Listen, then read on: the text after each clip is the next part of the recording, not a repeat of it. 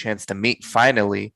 It's like a match made in heaven for Chris and Joe to meet because, like, Joe, you may not know this, but I'm like actually a moderate, like politically. But Okay. Chris is like, right, he's hardcore, man. He's Yeah. hardcore. So I don't know about hardcore. He's Dan's Dr. going a little Smith far. hardcore. He's Dr. Smith hardcore. Okay. So we Very agree on cool. a lot. And I know you and Chris can agree on a lot too. And it's gonna make a good podcast. But we've done like the video you suggested where the Earth's poles are gonna flip.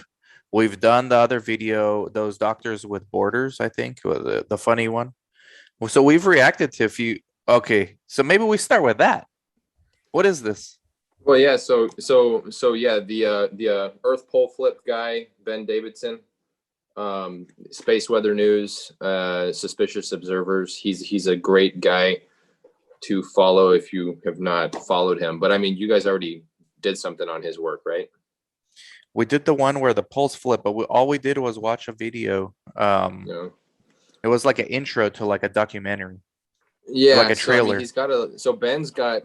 Ben's been working on this for many years, and he's got connections in NASA and the scientific community. And um, the short of it is, mainstream science is slowly catching up with the reality that the universe is not full of dark matter. Dark matter is made up and it's bogus. What's actually closer to the truth is that there are interactions uh, with plasma between the stars, and there's just a lot of dust out there, which is why it's hard to see a lot of this stuff. And so I mean, Ben goes really in depth. The galactic superwave, the current sheet. It's this sort of a electromagnetic wave that's going through the universe and the galaxy, and it's actually setting off supernovas in sequence, and it's coming towards us. And this has been documented for like decades now.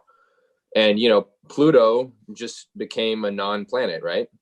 Yep. When I was in school, it was a planet. Now it's not a planet because something happened to its atmosphere. So what's going on there? And then Uranus, Neptune, they're all experiencing cataclysms. So there's something purportedly moving through the solar system right now, and it's in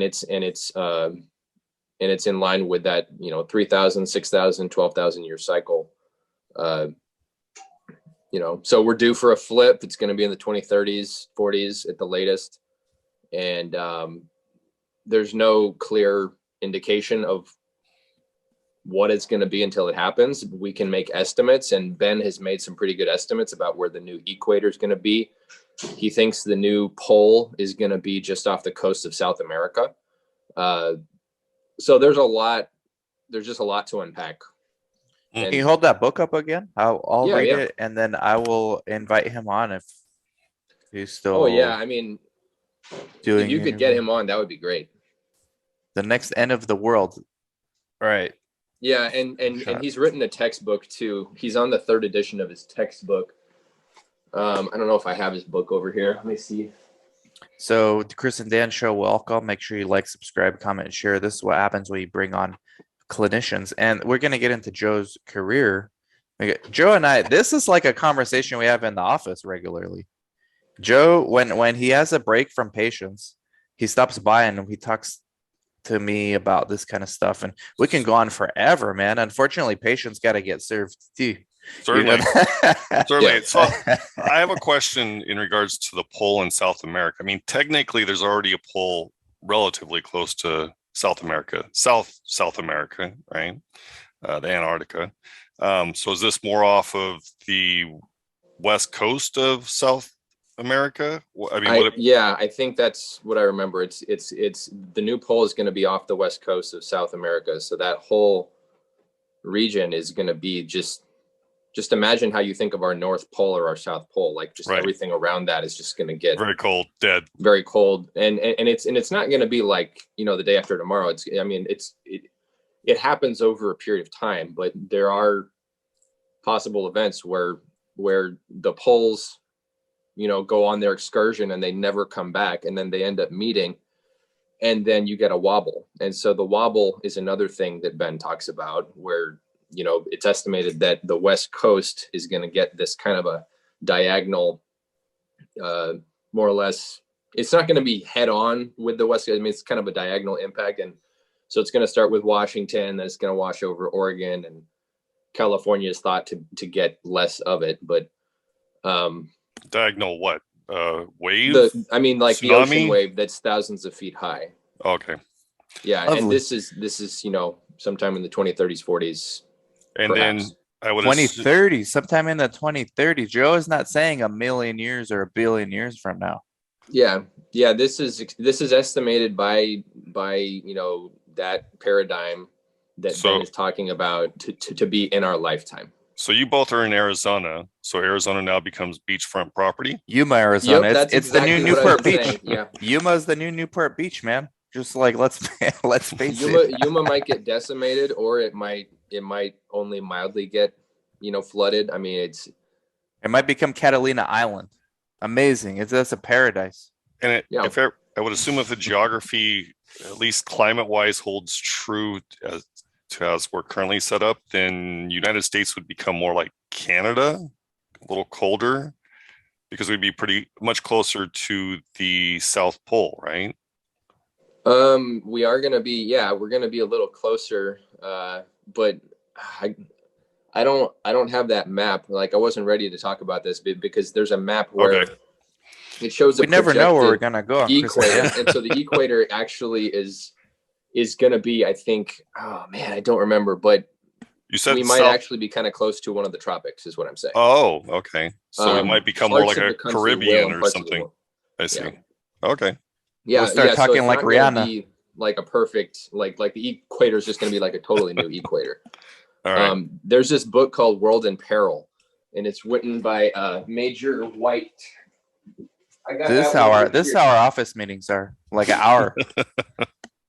Everyone loves you, by the way, Dr. Eleid. Katie, Desiree, they love you. You come in the office, when you leave, Katie turned to me and said, "I love that guy."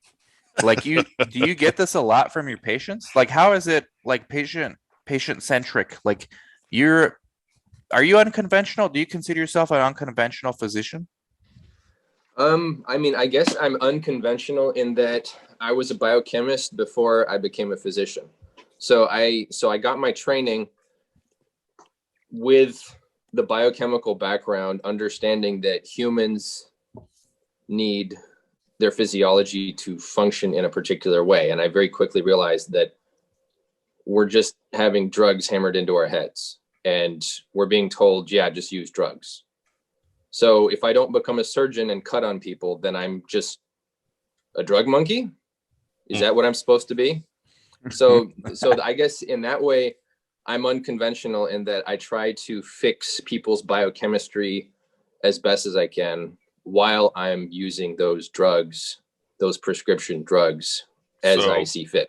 So it sounds like, to summarize, you're treating the root problem opposed to the symptoms. I'm trying. At least trying to. The highest order of treating the underlying issue is called functional medicine. And I only discovered that in recent years. And it is something that I want to, get formally trained in, because I really think that's where healthcare is. Because right now our healthcare is really sick care. Like, we're managing chronic illness. We're not educating anybody.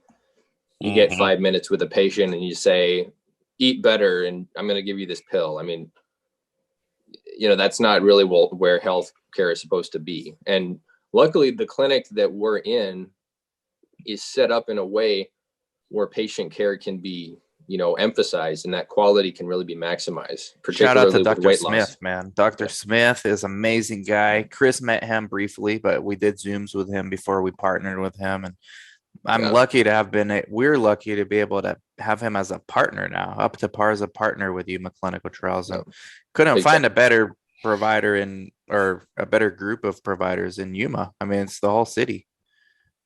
Yeah, I really think it's fortunate that Dr. Smith has set things up the way he has. I think it's brilliant. So what do you see? Like, I mean, we're going to jump around a lot, but maybe if you want to talk about that book you brought. Also, like the book you brought that. Yeah, let's finish that topic. Yeah, let's finish Yeah, that. World in thought. Peril. So World in Peril. So this book's kind of hard to come by. I mean, it took me a few years to like wait for it to pop up on the internet, but it's by this guy Ken White, and he didn't write a lot of books, but he was in the Navy, and he investigated a lot of locations for the military. And the short of it is they discovered evidence of prior cataclysms. Like, why is there a coral reef in the Arctic Circle? Should there be coral reefs in the Arctic Circle? I didn't think so. That's more a tropical thing. No. So yeah. So basically, at one point, an equator was running through there. That's the only explanation. So putting all those things together, they basically found all this evidence that pointed to, yeah, we've had cataclysms and we've had a few of them, and the next one is due. We don't know, but it might be soon. And We're there's on borrowed another, time. Living on borrowed time. The clock ticks faster. yeah. Another thing that Ben Davidson always says is that we are the descendants of the last cataclysms survivors. Mm-hmm. So we're descendants of the 5% that got through it. Okay, so, and I am a viewer. First time meeting you, and it's a pleasure thus far. Likewise.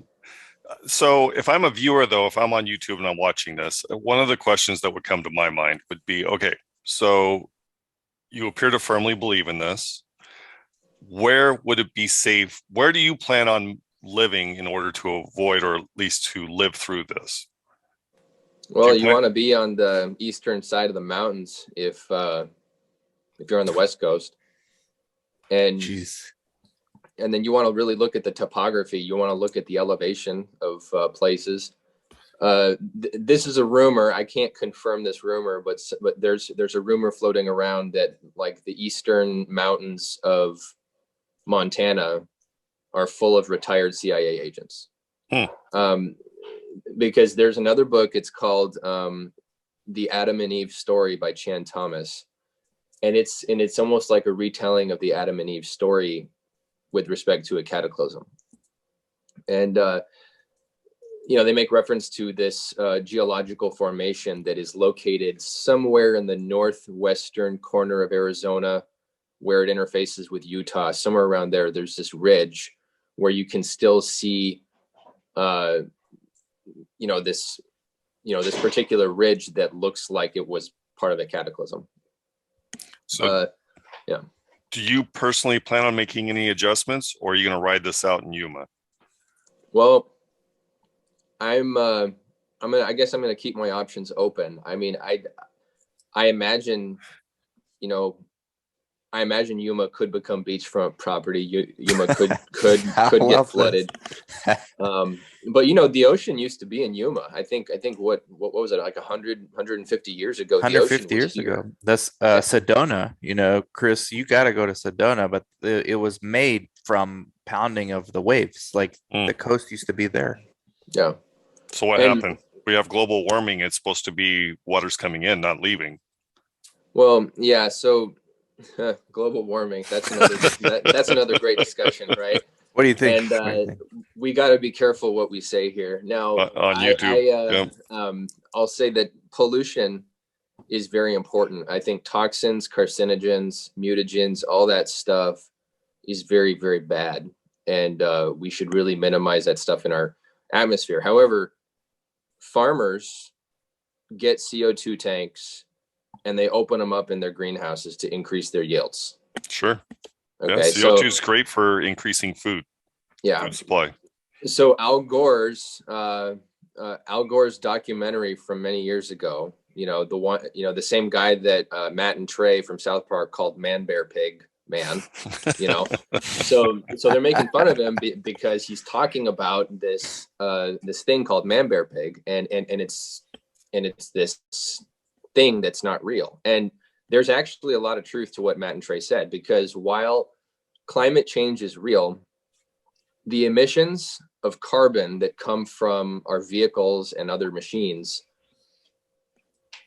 don't have as big of an effect on the environment as Greta would have you believe. And that's just We got to get her Yeah, on the show. yeah, agree. Yeah, good luck. Agreed, though. Completely agree. It's Yeah. but Well- it is to a degree harmful in terms of human health. Yeah. I mean, like if you live in Mexico City, it's equivalent to having smoked your entire life. And Right. Wow. you know, yeah. Yeah, same thing in China. That's Yeah, why they China- that's why they wear masks. It's not for disease. It's for the air quality. Yeah, it's because they actually have large carbon particles that those masks stop. So yeah. Okay, so you're planning on writing things out in Yuma. I just wanted to finish that topic. I know we're on global warming, kind of, but where, if you live in California, will you get enough warning? Because I live in California. Will you get enough warning to say, hey, I got to get out of here. I got it now, right? Will you have enough warning? If you love somebody and they live in California, tell them to leave. Like ASAP or? I mean, so California is backwards in so many ways. So did you guys hear about politically and everything else? I mean, so we are going to jump around right now. So did you guys hear about the news just from the last 24 hours? So the Attorney General's Office of California and the concealed carry list. Did you hear about this? It got doxxed. They got doxxed. Yeah, Chris, yeah, so you got doxxed. Yeah, I know. Yeah, so I'm thinking of all suing. the lawful concealed carry people of California, all of their information is public now. So you know their address, their phone number, all their demographics, like their ethnicity, all this stuff. And the California Attorney General says we're looking into this or whatever. So that's just one more reason why I see California on a demolition course. Mm-hmm. You know, just in 2021, I read that the farmers' water, like for the entire state, got cut by 90%. 90%. All these big companies are leaving. You know, Joe Rogan just left. Tesla Motors is moving out. Who else is leaving? I mean, who is going to be left? They have legalized looting now. Yep. And now peace officers. Did you hear about the peace officers and the illegal immigrants? Now, I'm not sure. Now illegal immigrants, in theory, based on a law that was just passed, illegal immigrants can, in theory, become peace officers. Oh, in the state of California. Yeah. Yeah, great. Hey, maybe they'll be willing to go stop the looters. Yeah, you guys, go take care of it. Yeah. So I mean, I just see a whole lot of issues there. I know people. I mean, California's gorgeous. San Diego's gorgeous. The redwoods are gorgeous. I mean, sure. There's countless amazing beauties there. It's just, you know, the left has destroyed that state. No, without a doubt. Without a doubt. Back in the 70s up until late 80s, even, I think it was top 2 or 3 in education in the country. Economically, it was no different than it is now in terms of being the top GDP in the world, one of the top GDPs. And yeah, it still is one of the top GDPs, but certainly socially, it's nothing like it used to be. Yeah, I mean, I was there. I was in Northridge for the earthquake in '94, and it was getting bad even then. I mean, I was a little kid, and I even knew it was kind of getting bad. Now you drive on the 405, and you just imagine yourself going off the side of the freeway with how crazy everybody is there. But you know, like I think that there is sort of it's and this is just a theory. You know, this is putting together California's march to collapse, which I think is engineered, and the fact that our government agencies probably knew about this, you know, decades ago. I think they're giving the farmers a chance to get out, because some of the best farmers in the world, like on the planet, are in California. So when you cut their water off, like, they're going to want to leave. Maybe they're going to go to the high grasslands of Colorado. I don't know. Okay, so, and that's exactly what I was thinking when you started that statement. So is it possible, let's just say 100% this is for certain, the poll's flipping, right? Mhm. Is it possible that California is trying to drive out everybody who is normal?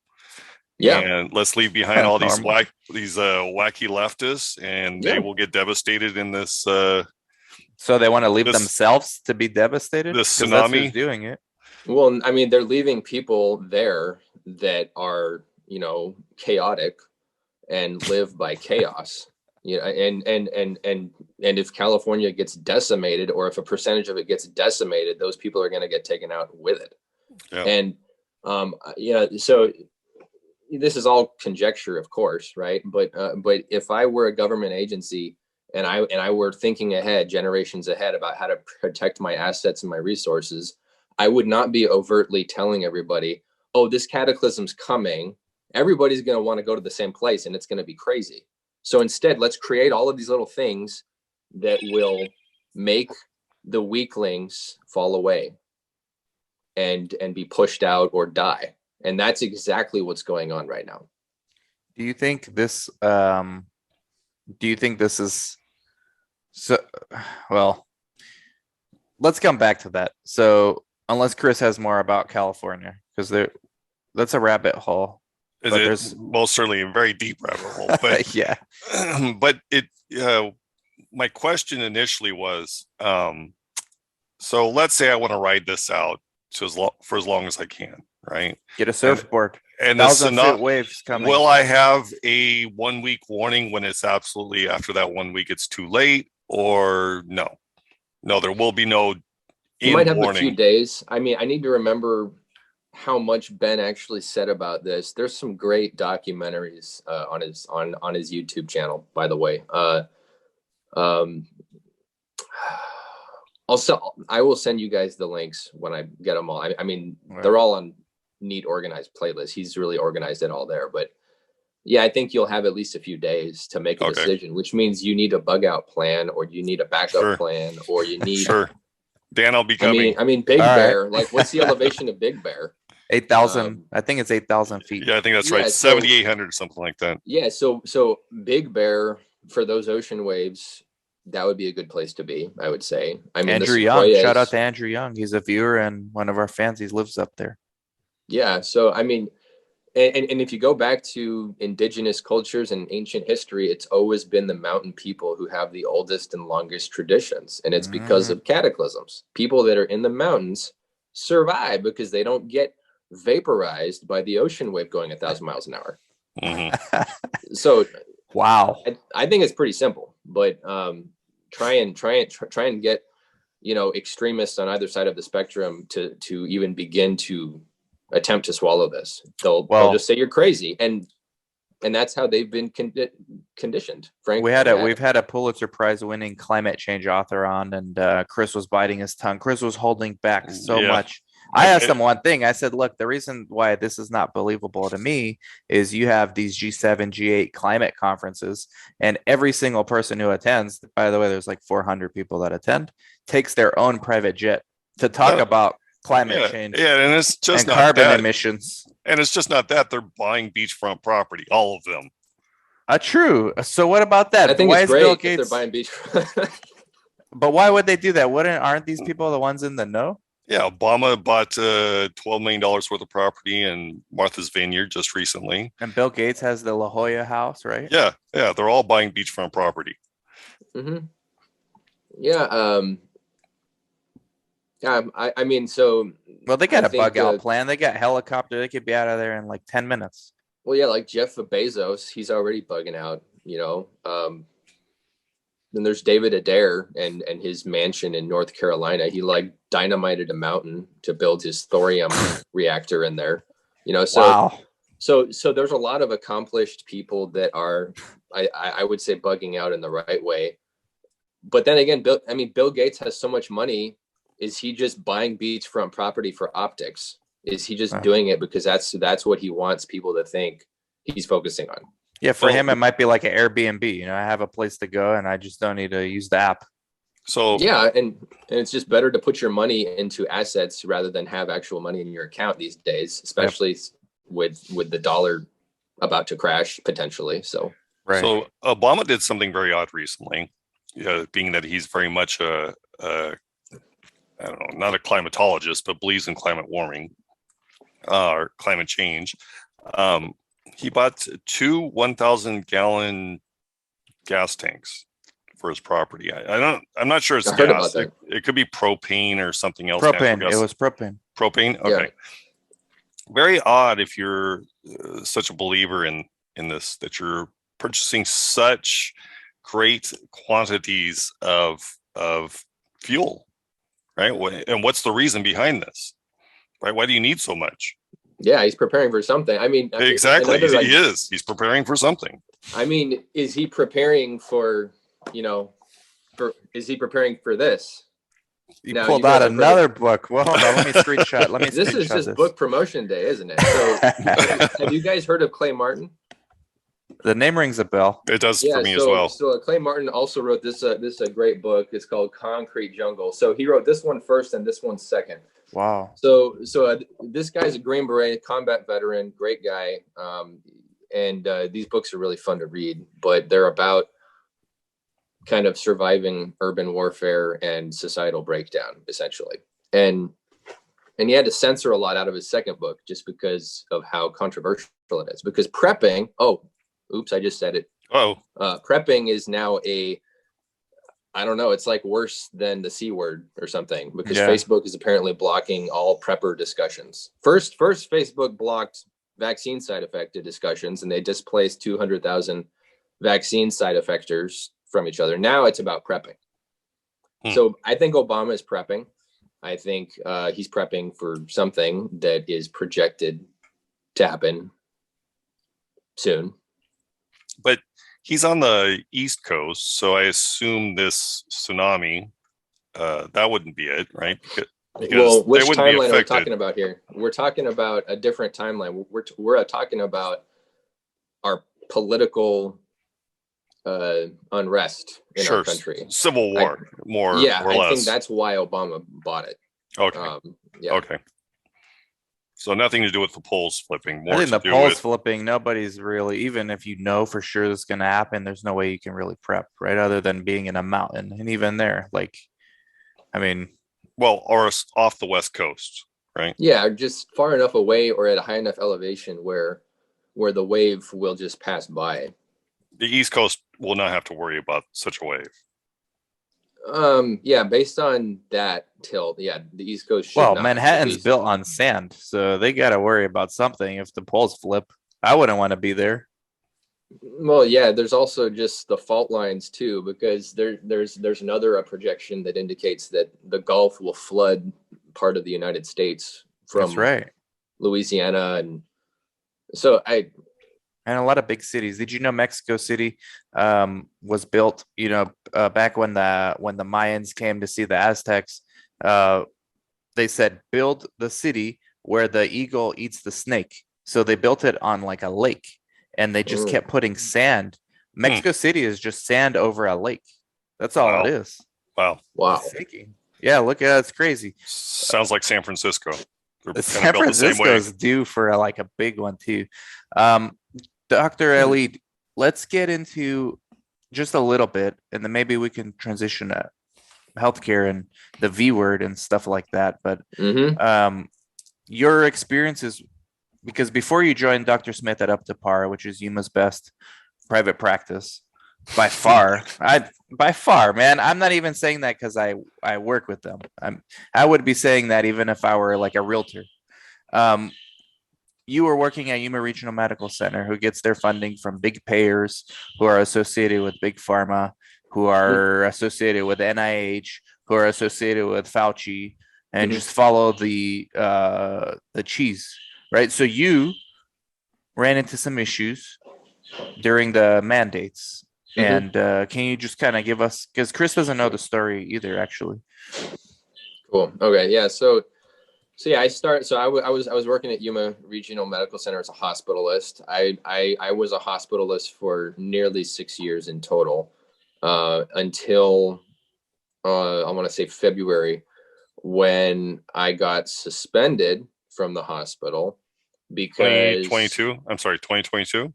Yeah, this year. And I got suspended because I would not take the mandatory injection called a COVID vaccine.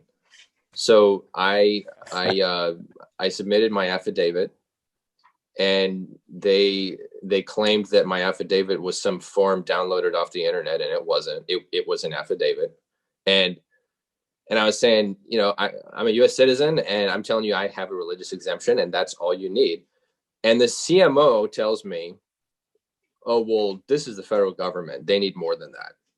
So they want your religious belief and they want your religion. And I said, and that's it? Because I don't want to go on Sleepy Joe's hit list, okay? Because he apparently has a hit list of all the people that with the religious exemptions, right? So I said this to him. He says, no, like, I'm the chair of the committee, and this is what he told me. He said, I'm the chair of the committee. Okay. So I sent it in. Then Valentine's Day, I get suspended. We so love then I you. call him back, and he says, I quote him. He says, I overstepped my bounds. You're the CMO of a hospital, and you overstepped your bounds. Well, I wonder what that means. So anyway, then he just said, call HR. There's nothing more I can do for you. And that was it. And as Providence would have it, I had already met Dr. Smith. And so I just gave Dr. Smith a call. Hey, guess what? Via your wife, right? Because this is how this connects, Chris. I didn't even realize. Dr. Smith, we had a study. It was a rare disease study. And he's like, no, we need a nephrologist. Go here. Go to this group. He didn't mention your wife. He just said, go to this group. So I went there, and Dr. Eleid's she's a nephrologist. So I went to this group, and she was the only doctor there. So she talked to me and Jaime, and she said, okay, I don't actually run this place, but I'll take it up to the higher ups. They're going to decide if they want to be sub-investigators for your trial. So I went back to report to Dr. Smith, and then he was like, was it so-and-so? And I said, yes, that's who it was. And he said, oh, okay, I've been meaning to have dinner with her. So that event reminded him to reach out to her to set up a dinner. And that's where you met, I'm assuming, right? Oh, wow. Very coincidental. Yeah. So these things, what you're describing with the hospital and the way you were treated, I thought we had something from World War II called the Nuremberg Code that was established. Seems to be a direct violation. I mean, direct. Yeah. So there's two things that were violated. There's the Bill of Rights. That's the first thing that was violated. The second thing was Nuremberg Code that our brothers and sisters fought and died and bled for. People sent their sons and daughters to die so that Nuremberg Code was written, and we're just flushing it down the toilet. It is just unspeakable. Now the EUA is only, quote, legal if part A, B, and C are fulfilled of the EUA. And I always like to remind people, what does part C of the EUA say? Paraphrased. Does anybody know what it says? I have no idea. I can't wait to hear, though. Part C basically says there cannot be any alternative management strategy to this emergency treatment, So that's the whole reason why the FDA and the CDC came out and said, I don't remember which one it was. It was one or the other. One of them came out and said, we recommend against the use of ivermectin for the Rona. Right. And hydroxy. And then hydroxychloroquine, and yet the NIH has something on their website saying fluvoxamine works, and yet I don't know. It's just kind of confusing. But if you follow Steve Kirsch, if you follow Brett Weinstein and Dr. Malone, I listened to their podcast that they did last year. It was like 3 hours. I listened to it like 3 times in total because it's just so full of data. It's like one of Malone's best interviews with anybody to date, because he actually had people giving him good stuff to talk about. So it's a great interview. It's still available on the Dark Horse podcast. But so Steve Kirsch, he championed fluvoxamine. I've used fluvoxamine personally, and I can attest that it works. Ivermectin works. Hydrochloroquine works. The most important thing is early treatment. The way we managed this pandemic was abysmal because we told people to go home and take Tylenol. Right. And then 10 days later, they come in and they're on a ventilator. And the people, and then there was a lot of misinformation too, like, oh, these are all perfectly healthy people. Well, healthy on paper, but when you actually examine the patient, you're overweight, and I see the food you're eating, you have undiagnosed problems like that. Right. Yeah. So because the Western diet is Horrible. don't get me started on the Well, let's get Yeah. started on that Well, because okay, go ahead. Before we go there, I just wanted to make sure that people understood the Nuremberg Code, because I think many do not, right? Shrapnel knows. Does he? Yeah, we've talked about this with Okay. him before. So, well, many viewers won't. So the Nuremberg Code was established because of Hitler's treatment, or his regime, of many people, primarily the Jews, and what they were put through in terms of testing, right? Many of which are very useful today, the results of those tests, but they did not volunteer for these tests. And that's what the Nuremberg Code is. It's you must volunteer for something that is new. Informed consent. We do it every day. Yeah, you must volunteer, and you must be well educated on what you're volunteering for. So when they force you with an experimental drug to take something that is in direct violation of the Nuremberg Code. Yeah. It's coercion. Yeah. And You that's do it or you all lose these- your job. Better than what they faced in Germany. Do it or you die. Little better than that, but not much. Not much, because it might wind up killing you. There are some good things that Germany does, like get EKGs on their entire populace, which is, I think it's a good thing. Sure. Yeah, but yeah, so this is, and this is a good thing to touch on for all the people who got the vaccine under duress. You need to document this. And if you haven't documented it, you need to document it now, because when the side effects start appearing, there is hell to pay. And people need to make note that this was given under duress. I know a lot of people who got it under duress, and I'm connected to a whole ton of people who got it under duress and ended up with debilitating side effects. Now, there were batches that were not so bad, and then there were batches that were really bad. And there was some press about that. Even coming out of California, which surprised me, there was that batch of Moderna that was like, that had all these side effects. But yeah, I saw that. But yeah, it's really important that people do this now, because the data that's coming out now, just out of Pfizer, you can just read the PDFs, you can read the documents, right? Do you guys see Pfizer's first release of documents on the 42,000 initial recipients of the shot? No, I didn't. Yeah, so of the 42,000, I believe it was 1,200 deaths. So doesn't surprise me though. That's about 2.8%. Okay, so you got almost a 3% death rate, and we'll be generous and we'll say that the virus killed 1% of people. That's still almost three times more. Yeah. Yep. And then you look at the UK's data, week 40 and week 41, it's having a negative. Just to touch on that a little further, I mean, even now they're showing, and it's well established, that those who are vaccinated are more likely to catch the virus than those who are not at this point. Yeah. Well established. Yeah. A really interesting thing that Dr. Tyson said on the last podcast, which I find very interesting, is that a lot of the cases he's seeing are symptomatic, but they don't have any chest x-ray findings. So that's just another testament to how this virus is changing. And coronaviruses don't do with vaccines very well. Like you can't vaccinate against them. Right. And this has been well known. They keep mutating. My bro-in-law, who we interviewed yesterday, the paramedic turned day trader, he's hilarious. He says he doesn't wear a mask, but when he goes to meet somebody, he says, "Hey, did you get vaccinated?" If they say yes, he says, "Hold on, let me put on my mask." And he'll put on his mask. I thought that was hilarious. Yeah. So shedding, we should talk about shedding. Shedding's real, guys. It is a real phenomenon. Do you know anybody who experienced any shedding side effects? You were mentioning this. Yes, I do. I have a niece who, I think I texted you about this actually. I texted my dad and I texted you. And you know, my dad's like on the research tip of like the two of the proteins in the spike protein promoting cell fusion. So my niece, who I don't know if it's shedding, but she's basically has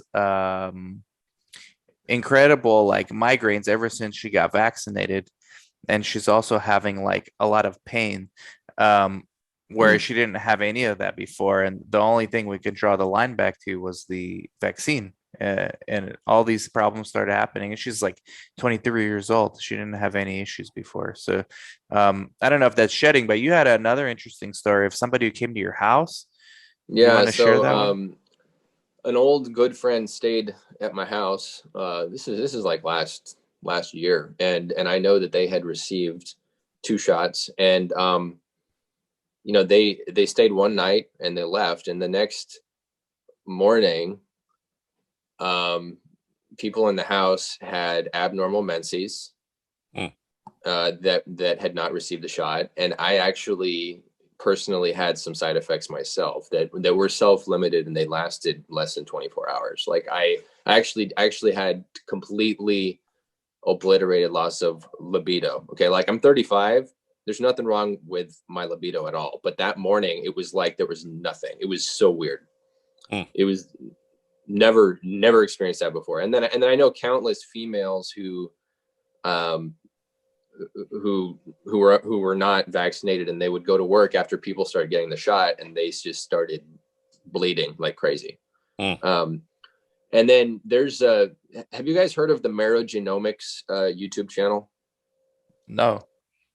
Great guy. This guy goes in depth discussions on the most recent COVID research studies. Like he just did a great talk on the liver cells about COVID and the mutation there and the limitations of that. But he just, I think it was last 6-7 months, he reviewed this research article about the effects of the vaccine on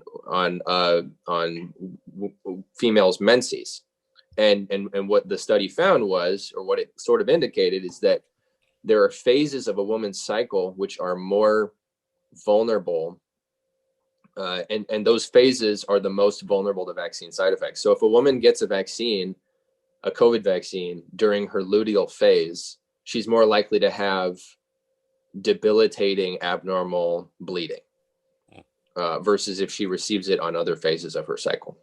Yeah. So I remember you mentioned that in the office too. Yeah. So I'm curious. So you're obviously well versed in the vax. What is your thoughts in terms of, it was rushed to market, there just wasn't enough testing done, and this is just all coincidental and an accident? Yeah. Or do you think this is intentional to a degree?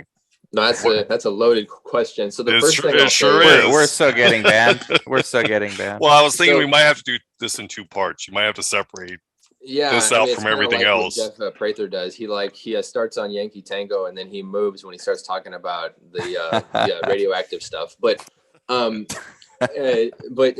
so the first thing I'll say is I'm not well versed in the vax, and neither is anybody else. So Well- that's the first problem. There's all these people that say, "Oh, I'm the vaccine expert. I'm the vaccine expert." Nobody's an expert, because they didn't even test this on animals. Like we don't even know. Like we have no longitudinal data on the effects of this thing for anybody, and because the data is still coming out, we're the test subjects. So that's the first thing to understand, and this is just, it's unprecedented. So the second thing I would say is, what was the second question? Is this intentional to a degree? Oh, intentional. Like why? The results. So it gets kind of dark if you really think about why they did this. I think it's simple. I just think it's to make money. I mean, I think it was just a very easy thing. Now there's some economists, analysts, people. I read something that made me wonder, like it was to save the dollar. These are 2 large pharmaceutical companies that championed the mRNA vaccine and got it pushed out real quick. And the only way for people to buy it was to mandate it. So it wasn't, so the mandate, it wasn't as much about we care about you and we really think this is going to work. It's more like, let's save the US dollar. I saw an argument on Twitter yesterday. Chris, you gotta be on Twitter. I'm sorry, real quick. Go ahead. So is this comparable to the petrodollar? You're saying this is like the new petrodollar? I don't know, because and the petrodollar, for everybody who doesn't know, it's how the dollar established itself as the world currency by forcing everybody who wanted to buy oil, they had to do it in US dollars. Okay, sorry. Yeah, it's kind of like the Iraqi war. Like Saddam Hussein was going to go on his own gold standard and trade oil with other countries, and one of the reasons why we invaded was because we couldn't have that. You know, so it was like Gaddafi in I forgot what country he was in, but Libya. He was doing the same thing. So basically we attack countries that are going to try and go off the petrodollar. And this is well known. Oh yeah, absolutely. So you're saying kind of this is to save the dollar, right? Kind of like what the petrodollar did. That's an easy superficial reason that's totally believable and I think acceptable because the military industrial complex takes many forms, and this is just and the first part of that is protecting our economy. Oh, yeah. And I think so that's one reason. Another reason, and you get conspiratorial, like you start talking about Deagle.com. Did I send you the Deagle.com screenshot, Dan? I think you did. When we first met. You could. So do you have it or I can pull it up. Let me try to pull it up. Yeah. So now Dan, you and I talked about this, but Chris, have you heard of the Deagle website? No, I haven't. Yeah. So Deagle, DEAGEL.com. So this website, and I have a screenshot from 2017, and I knew about this for a few years, but they had a population forecast on there, and they said by the year, so I think it was in 2017, the U.S. population, it was like 329 million. They said 2025 population forecast. Can you guess what the population was? Well, I know the world population is supposedly falling. Yeah. So in 2025, the Deagle website, they had it on their website, but I saved it. It says 100 million for the U.S. How do they go from 300 to 100? Yeah, and so we're and then now there's articles coming out about adult sudden death syndrome, right? Like the rate of that's going up. Isn't that like a new thing too? It's like a new DX code now that never existed before. Yeah. So 3 years we're going to see 200 million people in death rate exceeding the birth rate. I didn't put that quite right, but 200 million more deaths than births. Well, yeah, essentially is what Deagle's predicting. That was their forecast. I'm not projecting that forecast is accurate. I think forecasts are forecasts. It's like, there's a 50% chance that the weather forecast is going to be accurate, but they projected a population drop, and that's significant because it's a website that's, Did they give rationale? No, that website never did. And then they put this big disclaimer on their website after people started paying attention to it, and it was just this whitewash. It's like, oh, nothing to see here, and these are forecasts, and ignore DARPA, this. Trust in the DARPA, all that stuff. So it's like that "you will own nothing and be happy" thing. They came out and said, "No, that's not really what exactly. we meant." Everybody had all these screenshots of it. Yeah, you don't know what you don't know what we meant. Actually, only we know what we meant. Yeah. No, I couldn't find it. I think you showed it to me on your phone. I did find the cool Joshua tree seedling. Dr. Eleid gave me a Joshua tree that I planted. It's going to take 150 years for it to mature, but somebody's going to enjoy it. By the way? It's doing good. It's covered in shade right now. I put a Happy Dad carton over it, so it's blocking the shade. Good. Yeah. That's a good plan. I'm going to send you guys that picture right now. Okay. Just so you can see it. Yeah, I even forgot about that. See, Joe brings me like these like almost a few times a week, man. He's not in the same office every day. He goes to the Foothills office too. But yeah, like a few times a week we talk about this stuff. We have like our own podcast in our office there between the two of you. Yeah, I wish everything was recorded. That would be so cool. We would have been banned by now, though, for sure, for sure. Hey, you could call it the walk-in podcast. The You could just have the walk-in camera pod, set I up, love that, and I'll man. just walk in. I'll just be like, dude, you know. I'm gonna ask Olga. I'm gonna ask Olga for permission. Olga, I'm gonna just put a camera here. Right? Don't worry, it's constantly recording. Don't worry. You could like put it on the right side of the door as you walk in, and so it won't really pick up anybody in the office except anybody who's standing in the doorway. Maybe I don't know. Yeah, imagine the It's like more gigabytes of a funny data. thing than anything. But yeah, I just sent you guys that screenshot. Oh, you put in the chat. Let me No, see no, here. I sent Oh, it to on the your phone. emails. Okay, okay. Thank you. Yeah, Thank you. yeah. I'm using a tablet, so I can't use. Yeah. So let's talk about, well, let's do something softer and then we'll get back. We'll end it with like harder. Like, what kind of music do you like? I never even asked you. Music? Wow, Yeah. nobody's asked me that in a while. Wow. So I don't know. I had a lot of influences. You know, my older brother and older sister influenced me a lot. So I mean, I got exposed to some '80s stuff. Def Leppard. I grew up with Def Leppard You and like that Chris Enigma Sommer stuff. and Enya and Madonna and Michael Jackson. So I mean, like I appreciated all of those genres because they are really each their own genre. I didn't What do you get into listen to David when Bowie you- much, but David Bowie is one of the geniuses. And then my brother got me really into Smashing Pumpkins. I'd say my Yeah. favorite band are the Pumpkins by far. Just Really? yeah, by far. Like so Pumpkins, and then college I got into electronic music. I'd say my alternative electronic band or group that I would say is one of my favorites is Spangle. Hmm. Have you guys heard of Spangle? I haven't heard. We I should haven't. react. You know, Yeah, this the band is a actually made up of reaction channel. 60 or 70 people, and every sound you hear in the album is made by an actual instrument. There's no synthesizer. Wait, how do you spell Oh, cool. it? Spong? Shpongle. Spangle. Wow. And then I like, the good classical, like Bach and Mozart and stuff. I mean, I'd like to do some of that too. Holy So what- crap, their videos are like an hour long. So for more recent music, what's the best decade for music? The best techno music? Best decade for music for more the recent best music. decade? Not going back to Ooh, Mozart or Oh man, that's Mozart.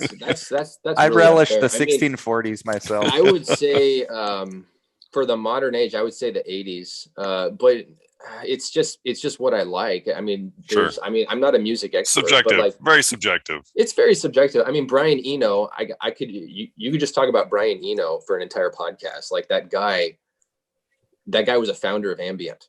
He forged ambient music, and then there's what's his name? The Aphex Twin. You guys know Aphex Twin? I don't. No. Yeah, Aphex Twin. Oh my gosh, Aphex Twin. Especially his early stuff is just phenomenal. Well, how do you spell that? Aphex, Aphex Twin, Aphex Twin. Twin. But I mean, I like Johnny Cash. My dad got me into Johnny Johnny Cash, so I Cash. really appreciate folk music like Sure. Johnny Cash, like Good the music. original stuff. Wait. Johnny Waylon Cash Jennings. is awesome. Jennings. Yeah, Waylon Jennings. He's kind of same plane, not quite as good as Johnny Cash, but same kind of music. Yeah. So yeah, it's just I mean, I'm just kind of all over the place. I even got good at rapping 2 of DMX's songs like when I was in college, Which just one? because it sounded funny. The I'm sleeping, I'm falling, I can't get up. Yeah, there's that one, and then That would have been there's- foreshadowing. Yeah, and then there's the other one, what these want from a. Oh that yeah. one. Well, he names every name possible. Yeah. Yeah, That was yeah, That's a good word. That's funny. That's a TikTok trend. Military industrial complex. So Aphex Twins, come to daddy.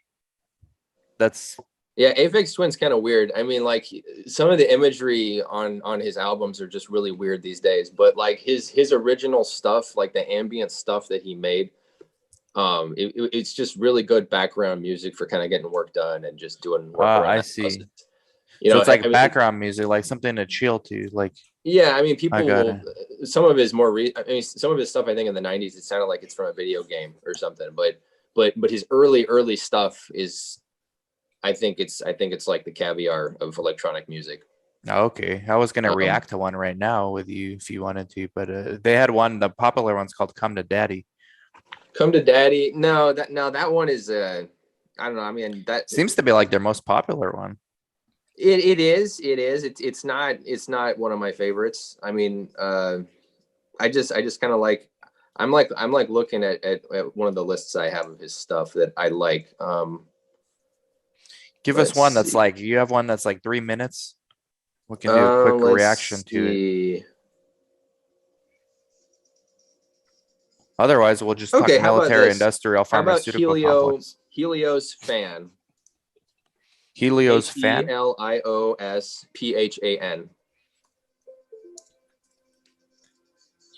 Sounds like a Vietnamese restaurant back in Westminster. Yeah. Helios fan. Okay. 4 minutes, Helios Fan. 54 I think, seconds. yeah. So this is like one of those non-lyrical songs that I think it just kind of captures this ambience that I really like. So it's just all over the place. We'll react to that. I took notes of those two, so we'll do that one. But okay, so I never asked, that's why I was curious. But and this channel started as a reaction channel. We're reacting to music videos, but we started talking more about current events, and then we decided, hey, that's a good Trojan horse. Music is a good Trojan horse to kind of educate the masses. Wu-Tang had a lyric, one of the best lyrics of all time. The dumb are mostly intrigued by the drum was their lyric, which it's so true, man. The way we're being distracted now, and now you don't need music so much anymore. You have TikTok, and there's proof that TikTok it's CCP owned, right? They own most of it, and their version. Have you guys heard about this? TikTok's version in China. Do you know what they show their kids on TikTok in China? They have a different version. I've heard that, but I don't know what it is. The content is totally different. It's wholesome. It's how to excel in sports. It's how to excel in physical activity, how to excel in the classroom, in science, in the arts. In the US and the rest of the world, you know what it is? It's just like mindless stuff. The duck face challenge, showing as much skin as you can, ruining little girls' self-confidence. Yep. Like the worst thing you can do. I'm on there because for business, but yes, they did the same thing with this gender stuff. They made you go through, if you're a male, gender education class where they told you what it means to be a male, right? And educated you on how to be a male. It was required. Yeah, imagine doing that in California. They go quite the opposite here in the States. Yeah. This was recent, last 2 years. Yeah. So it's just incredible. So we have 15 minutes, right, Dan? Yeah. This guy we've got a call with. We've missed the last two, so not missed that. It's kind of rude. We'll go 3 for 3. 3 strikes, you're out. So, are we done with the? I had one more topic. How we connect all this: military, industrial, pharmaceutical. I don't think we have time for both, right? Oh, right. Reaction. So no, we're not doing reaction. We're doing that separately, on our own. Yeah, I wrote them down. I wrote down which ones we're going to do. Okay. So yeah, unless you had another topic for Dr. Eleid. No, I mean, I'm loving this conversation. I could go 3 hours at this. Yeah, we can. Imagine in person, like with some drinks. So you don't drink, right, Dr. Eleid? I mean, I drink sometimes. You know too much of what it does to the liver. Yeah. I took the red pill, or I took the blue pill. So just ignorance is bliss. Just keep drinking. Yeah, So I was a hospitalist in Fargo, North Dakota, for 4 years, and I'll just tell you, Fargo has the highest per capita alcohol use in the Western world, in like the Western continents. And then it's number 2 in the world for per capita alcohol use. Wow. Yeah, so you can imagine like all the different hospital admits related to alcohol. There was just like every possible permutation that you can imagine of alcohol withdrawal, alcohol use, etc. So it was a unique experience to be there and to just experience that. Yeah, I bet. Yeah, it's pretty. What pops to my mind when you say North Dakota is that's quite a contrast in weather you have there. North Dakota to Yuma, Arizona. My goodness. I tell everybody I lived in Hoth and now I live in Tatooine. Yeah, to say the least. Did you start to speak like a North Dakotan? There was a time when I was picking up some of those, hey, Yeah. and yeah, it's like the way they say hey, and then there's a lot of Canadians up there, and so you get some of the Canadian accent in there too. Some of the A. And then about. Yeah. Yeah. Yeah. Chris used to play poker up in Canada. He knows Canadians pretty well. Yeah. Mhm. Used to go up there every week. So what do you like? Okay, let's just end it with this. For the future of, let's say, the next 10 years, like, what is your outlook for our country, the world, society? Do you have any? I mean, it's all pretty pessimistic. Do you have any optimism? I have a lot of optimism because there's a lot of people trying to build their communities within the frame of what is legal, ethical, and moral. There's a lot of people doing that now. There's a lot of people that are picking up on this, and they're saying we need to act now. So don't displace resources from other people, but prep your house in a healthy way. If you haven't been doing it already, you better start. Okay, but water, food, security, and then work on your neighbors. Like, hey, if this happens, what are you going to do? And have a plan, have rally points. If the grid gets knocked out, have backup plans, have radios, and talk to your local law enforcement folks, for particularly sheriffs. Like, ask them, are you going to come and help us if something bad happens? Or if things start to look bad, what are you going to do? And like, if I had to pick between a police department and a sheriff's, I would always go with the sheriff's. Again, that's in this book right here. Because Completely agree with that. just look at what happened in Uvalde. The police stood down and did nothing, and it took Border Patrol 45 minutes to get there, while the shooter shot 19 kids dead and 2 teachers. Last I heard. I mean, I don't know if those numbers change, but but it took BORTAC to do the cops' job for him. I mean, the cops aren't coming. Especially not in California.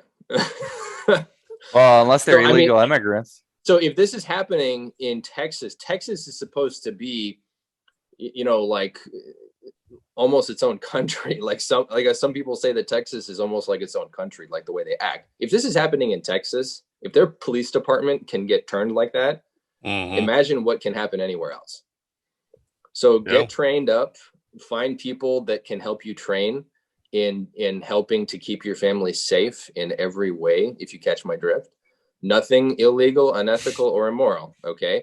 I'm not saying to do anything above the law, because we are Americans, and we got to do what's right. So I think there's a lot of hope. It's just people need to be mobilizing for what's coming, and what could come. Do you think for sure it's coming? I'm pretty sure I know what you're Well, it's referring already to. here, right? Well, I mean, to a Antifa's more, already here. of Antifa course, is more or less formless. but yeah, absolutely. But the violence is fairly minimal at this point, right? It could get, it could get a lot worse. But like, we're barely in phase 1 societal breakdown. Like, we're not even done with phase 1 breakdown, because the dollar needs to crash a lot more for it to be phase 1. And then phase 2, you still have to like be careful. Phase 3 is when it's just a free for all. And so before it gets there, you got to have that framework in place. You got to build up your community. Everybody in a 5-mile radius, that's it. That is your team. Well, there's an expression, I'm probably going to slaughter it, but something to the effect that we're 48 hours from a revolution when it comes to food, something along those lines. If people haven't eaten for 48 hours, there will be a revolution. Me right now. I'm 48-hour fast. Well, wow. You're doing it intentionally. I'm preparing. That's my way of preparing. So this is another very important point. You're doing it intentionally, Dan. Okay. So this is very, very important. And I have this theory about PTSD. I'm not a psychologist or anything, but PTSD, what's the difference between getting PTSD and not? Choosing to go through the trauma that you know is before you, that you know is traumatic. So the people who are thrown into trauma without understanding what they're about to go through, those are the people that get the PTSD, I think, the most. Part of it is being hardened and being raised properly by parents that actually discipline you and keep you in line. But I think it's also having your expectations managed. Most people, I'm not sure they manage their expectations very well. This general sense of entitlement, this general sense of everything's fine, this general carefree, or just the apathy. I mean, apathy, I think, is just infecting almost everybody, because even if people are aware of this, people are just like, yeah, well, whatever. Yeah, no, I'm guilty Native of Americans thought 7 generations ahead, and and most people can't think into next week. Yeah, good point. I just, true. Yeah, so we got to get back to our roots, got to get back to what our Do you founding think that's going to happen? fathers. Huh? Do you think that's going to happen? Do I think what's going to happen? People getting back to their roots. Well, only the most committed win. And we got to figure out what side we're on, and are we winning? Yeah, I'm pretty sure I'm reading into what you're saying there. Yeah. Don't know if the audience will, but yeah, I Shrapnel, agree. what up, Shrapnel? I completely agree. I think there's been too much standing by the wayside, expecting others to deal with the problems. Yeah. Well, yeah, I'll just say one last thing. Yeah, say one last thing. We'll have you on again. We have to do more, like mini ones. We'll do reactions. Yeah, I mean, I'm not trying to be doom and gloom guy. I think there's a lot of hope. I think there's a lot of solutions. There's a lot of good things to focus on.